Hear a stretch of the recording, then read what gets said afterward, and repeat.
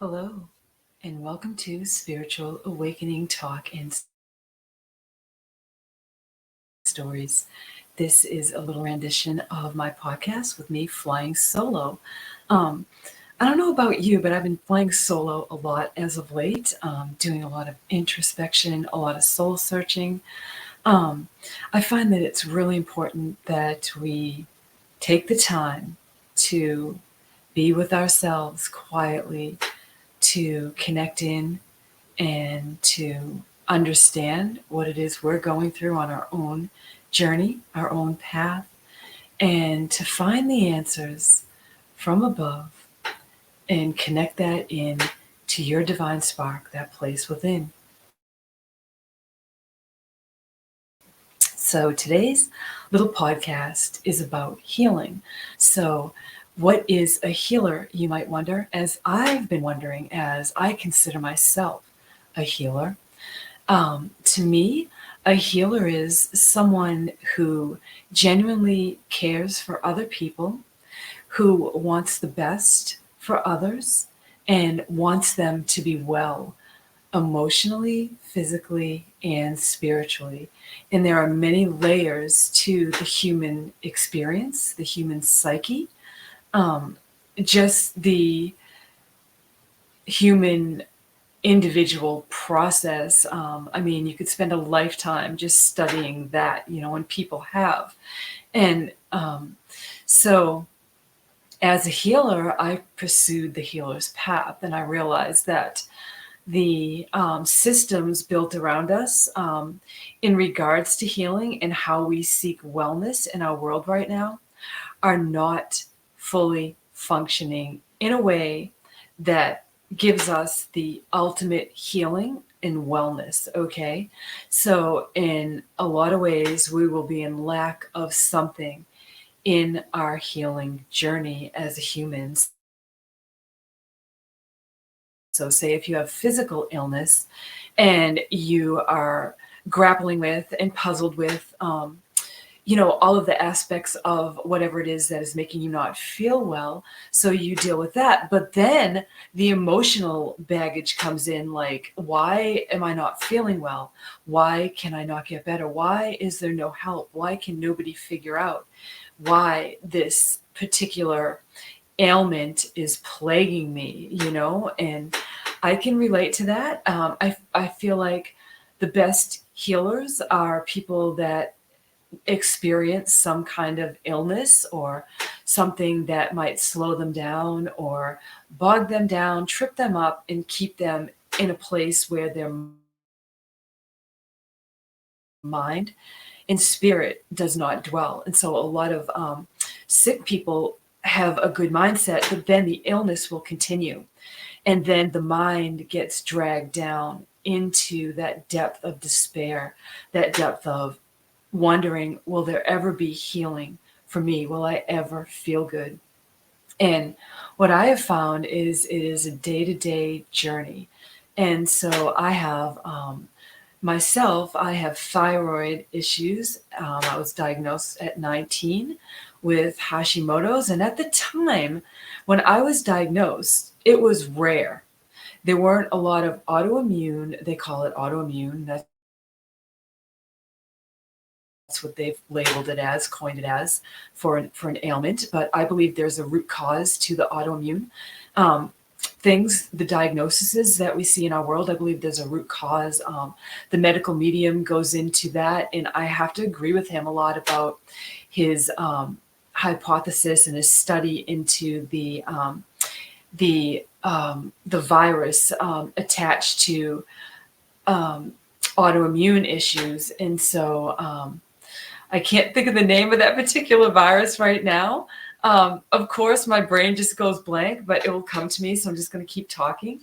But he attributed that this virus kind of lays dormant, and I can read, and I really believe he's telling the truth. Like, he found the truth. He's a medium. He wasn't a medical doctor, right? But they discredited him, and they did not take him seriously because he was just a psychic medium. Okay, so what did his hypothesis or his study into this into the virus have to do with the big medical terminology and the medical teaching. But as it turns out, it's been many years since he wrote his first book about the virus that hides in the body and then manifests as an autoimmune disease. And it's funny because I actually had mono and then was diagnosed with Hashimoto's. So I thought that my doctor was brilliant, a genius for figuring out and, taking it the next step that I might have, something else going on besides the actual mono that I had. Epstein-Barr, that's the virus. It finally came to me. Ding, ding, ding. The mind goes like that. It's like, oh gosh, CRS sufferers sometimes. But anyway, the Epstein-Barr virus is mono. That is how mono is in the body as a virus. Hang on just a second. My dog is knocking at my door. Come on, Molly. Come on in. Okay, sorry about that.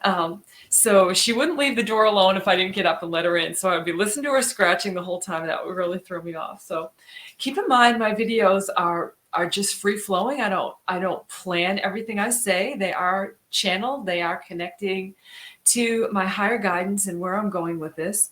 So anyway, so to bring up to the present moment, to the now, I still have the diagnoses of Hashimoto's, and as a result, I've been diagnosed with another autoimmune ailment, and that is rheumatoid arthritis. So now I have not just one, but I have two.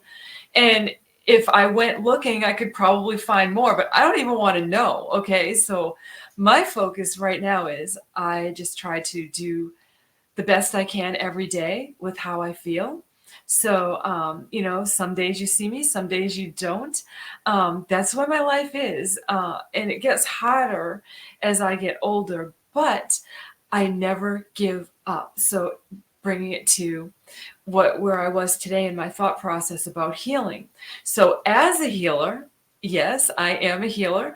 And I was sitting there thinking, how can I tout myself or toot my horn and tell people that I have the ability and I have actually healed other people when I can't right now, for the life of me, heal myself? Does that mean I'm a failure as a healer?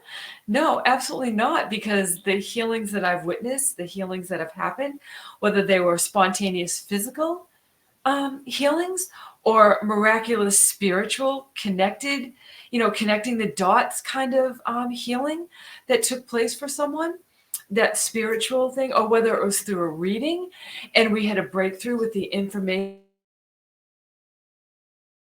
that we channeled through and they felt so much better. They had that healing of the spirit, of the soul, of the being, right? So I know that I am an effective healer.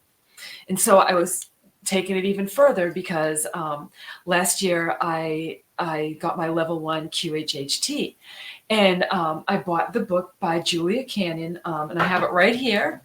It's called Soul Speak. And Julia was a nurse, before she stepped into her spiritual journey, her spiritual path, her healing path in that way. So she was trained as a nurse. But there's some really wonderful nuggets in this book. And I had a synchronicity happen. So I was feeling kind of like in the depths of my despair, just not feeling well, and, oh, woe is me moments that we all have them. And so I opened this book and I have it bookmarked. And so it was kind of like I had more than one page bookmarked in this book, as a matter of fact. So I go back to the first one. That was actually where I left off from reading it. So this woman, she figured out that you could talk to your body, right? And so I was getting these, realizations coming in that I was going to give my body the grace. I was going to give my body the love.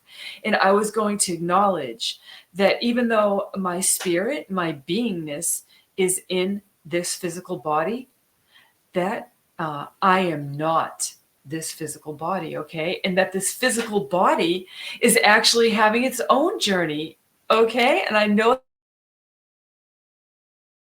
that might sound crazy, but think about it. We think and we're taught that we are this physical body. Like I'm looking at you, I'm Melissa, and you are you, and you think that you are this body. But when this journey that we live in this body is over, we leave this body behind. And I'm telling you, I'll be like saying, hasta la vista, baby. It was interesting. Thank you for allowing me to walk this walk and talk this talk and be this person, right? So, yeah, it's just making sure my volume is up a little bit more. So as a healer, what I've also found is that you have to want to heal. You have to believe that you can heal. So that means if you seek healing from someone else, that person can help you and you can have a spontaneous healing. But do I, as a healer, believe that it is me that is giving you the full healing? Absolutely not. I do not have that full authority. For the most part, I don't believe that I do, but I believe my belief in the fact that I can offer and assist and even, yes, affect and create your healing as a catalyst, as part of the process, as part of being a facilitator in your healing. Okay, so you could have a spontaneous healing. I have people message me, they'll see me and they'll be like, "Oh, how you doing, Melissa? I have to tell you, that session we had changed my life. I never experienced what I was experiencing at that time anymore after that call we had or after that information that we shared." So I know that I am on the right path. And as a healer, I have taken many classes to heal Reiki. I'm a Reiki master. I've also been taught angel Reiki through another teacher. Her name is Ellen. And so thank you for that, Ellen.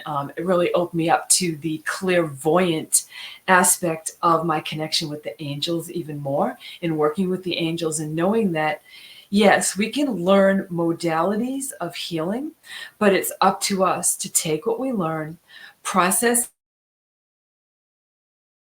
it through our body, through our physical body, through our heart, through our being, through our spirit, and then bring it out in a way to others that is yours and yours alone. Okay, it is your modality then, because you have learned.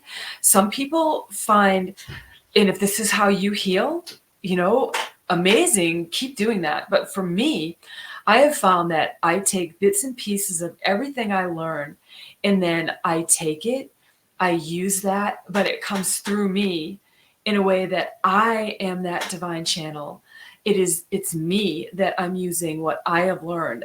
Kind of like the best teachers, the best doctors, the best philosophers, the best psychologists realize that they've learned something of a modality. It's written, it's in a book, it's been taught, but then they never stop learning. They never stop trying to hone or to perfect their skill. And I mean, yeah, I can be a perfectionist to a fault, but on the other end of the spectrum, I can be kind of I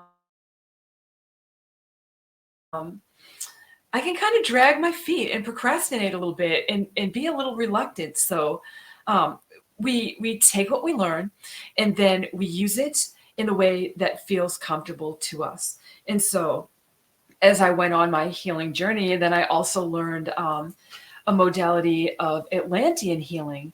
And there were a lot of us that were together, and Carly taught Atlantean healing. And I had been fascinated with Atlantis, and since learned that I had a connection and I had a lifetime in Atlantis. So made that connection and found out that I am working with the beings and angels of Atlantis with my healing modality, because I now have my own healing modality. I've taken what I've learned and I have processed it in my own way, and I channel my healing process, my method, my way of seeing things clairvoyantly to help other people. So that is how I do my healing. So, and I've been in contact with beings of light, other dimensional, higher dimensional beings than us, because they are more advanced. So whether you call them angels, galactics, I have been in contact with them as well, and know that they work and help me with my own unique healing modality. So, with that being said, I came on and I knew I had to speak about healing today, because in telling stories and sharing our process and our journey, it helps others along their path, and maybe some things that trip you up, or some people you know on their healing path or their healing journey. So, I wanted to bring in Archangel Raphael as I close out this podcast, and I thank you for joining me. So I want you to just get into a very comfortable place, okay?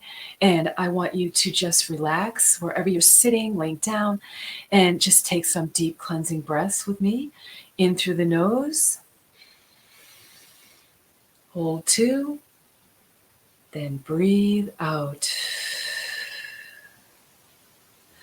And get more and more relaxed. Take another deep cleansing breath in through the nose.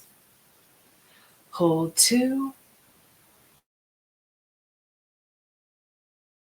Breathe out. And then one more deep cleansing breath in through the nose. Hold 2. Breathe out. And just notice how everything in your physical body shifted to a place of total relaxation. And as I sit here in the energy, I've called Archangel Raphael in. And with your permission, I am asking Archangel Raphael to be with you, wherever you are in this world right now. And you might feel the energy shift, and you might see color. His color is green, and you might see a little bit of white in with this color today. And he's bringing some God consciousness energy with him. So just allow Archangel Raphael to be with you and scan. He's scanning your entire body, and I am scanning out into the future, and I am being told to work with Archangel Raphael for you and anyone watching this podcast to do a complete spin, balance, clear, harmonize of all of your chakras, primary, secondary, and tertiary chakras, all throughout the body. We have our main chakras, and then we have a bunch of micro, mini chakras throughout our whole entire body. And it's important to focus on just balancing those and clearing them as we walk along our healer's path. And Archangel Raphael is bringing this message to all healers. He is saying, I see you. I am with you. I am working on your heart. I am clearing your heart. I am doing special work on your healer's heart. So know that I am with you, that you are never alone, for I am God's chosen and ordained healer. I am with all of God's healers. So if you resonate with me, if you feel me, if you feel my presence, know that I am with you always. And you can call upon my name for anyone that needs healing, whether it's you or someone you love and care for that needs healing. And know that I will help you.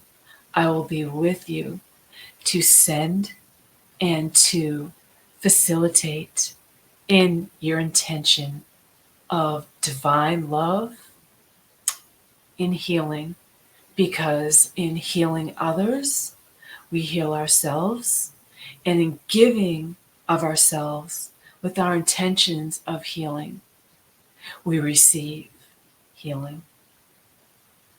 That's beautiful. Thank you, Archangel Raphael. And I want you to just stay grounded. So I'm asking all of the angels to come in and to get you profoundly grounded inside of this present moment and to keep you grounded throughout your day. Because if you are a spiritual person, if you are a soul seeker, if you are a seeker of all things of the heart and mind and spirit, it's hard to stay grounded sometimes because we can be pulled in all different directions, right? So I'm just thanking Archangel Raphael one more time for being with us. And if you enjoyed this podcast and if it helped you in any way, please leave me a comment and maybe share it with a friend that needs healing or is on their healing path. And my information has been scrolling on the bottom. And if you would like to book a session with me, we can work on your healing journey to whatever capacity, whatever you need. I trust and know that the right information always comes shining through me for the people I work with. And another announcement, I have a cheat